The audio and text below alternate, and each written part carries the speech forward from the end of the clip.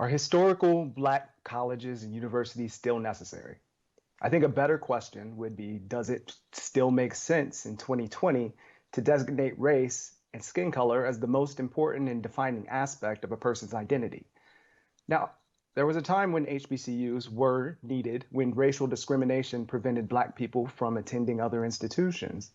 And that was a time when race was designated as the primary aspect of a person's identity. But that time is past.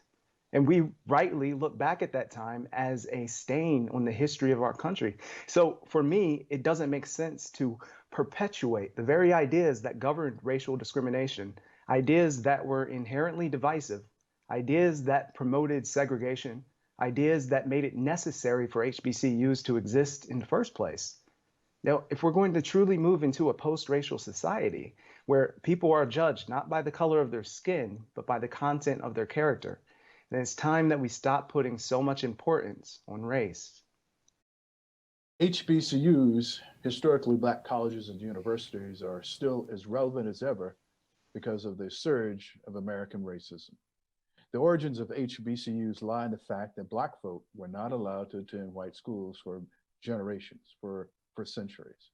And so some people thought that integration in the 1960s and 70s would help eradicate educational inequality and access for students. That didn't happen.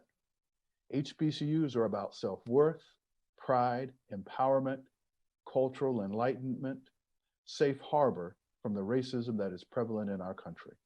Some people thought that when President Barack Obama was elected, we were in a post-racial society.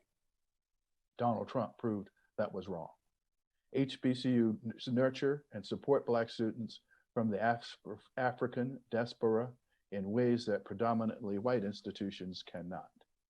HBCUs teach history of America and the world that's not only written and taught by historians of color that do not exclude a whitewashed history, particularly about slavery, Jim Crow, and lynchings.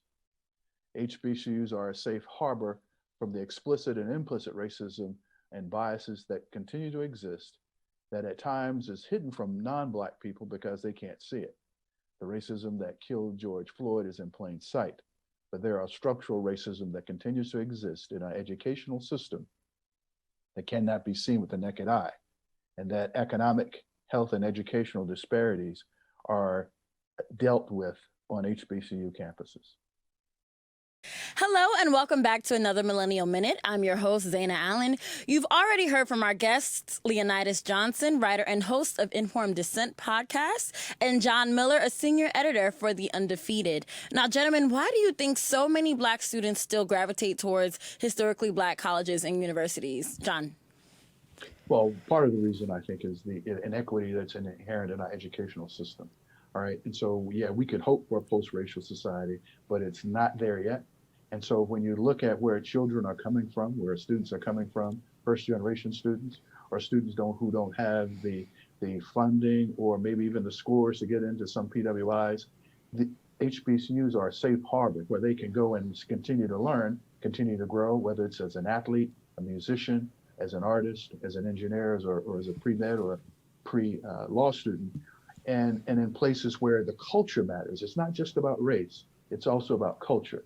And culture supports students because all of them are not going to be ready for the environment of going to a PWI because those campuses aren't as hospitable as some people might think.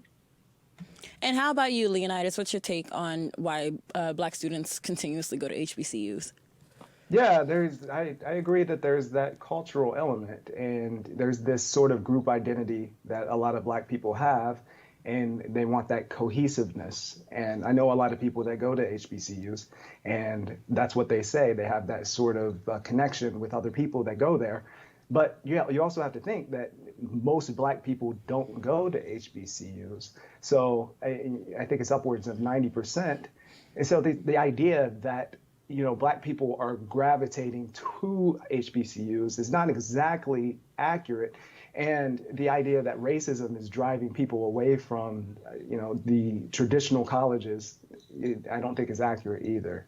So I just think it mostly has to do with this idea of that, Black people are victimized, like John was saying, and that racism is prevalent in these other institutions, and that, HBCUs is sort of a safe haven.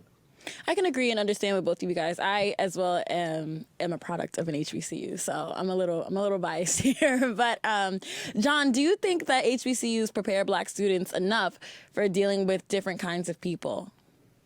I have family roots in HBCUs, but I went to Washington and Lee University, and so my kids went to HBCUs, and so when I look at how people are prepared, how students are prepared for the real world, I think there are two ways to look at it. One is that if you come out of an HBCU confident, come out of an HBCU with a educational level that allows you to play in any field, that allows that person to succeed.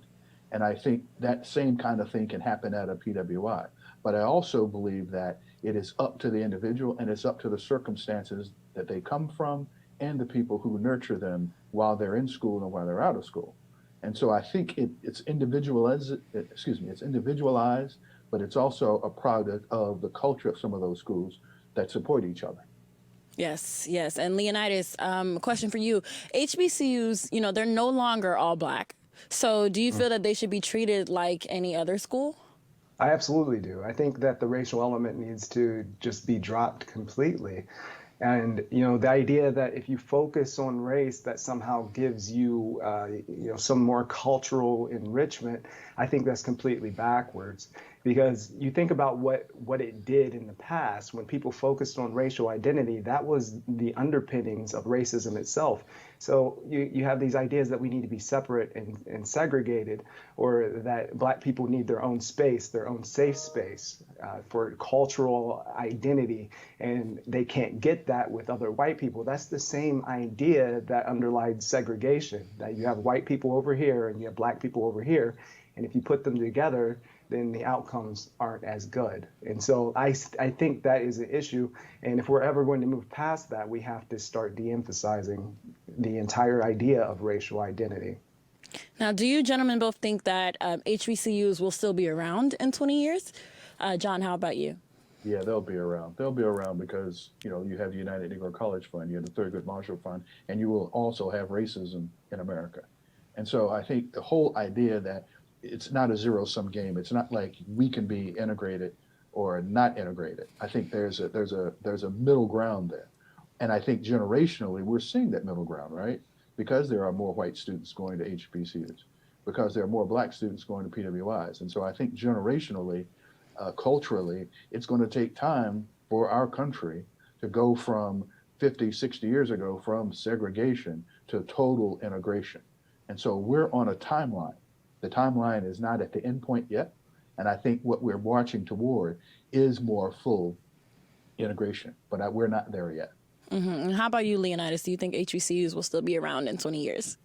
Yeah, I think to some extent they'll still be around in 20 years. I think that John is overstating racism a bit, but I think that just the idea of taking your own identity and making and emphasizing it as a racial aspect, I think that is what's perpetuating things.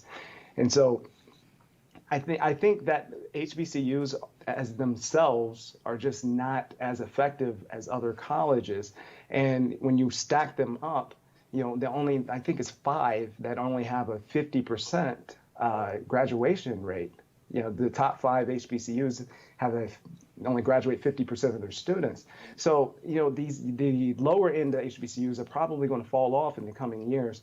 But, as they start de-emphasizing race and start focusing more on, the integrated, like we were saying, the integration, I think that'll lift up for sure.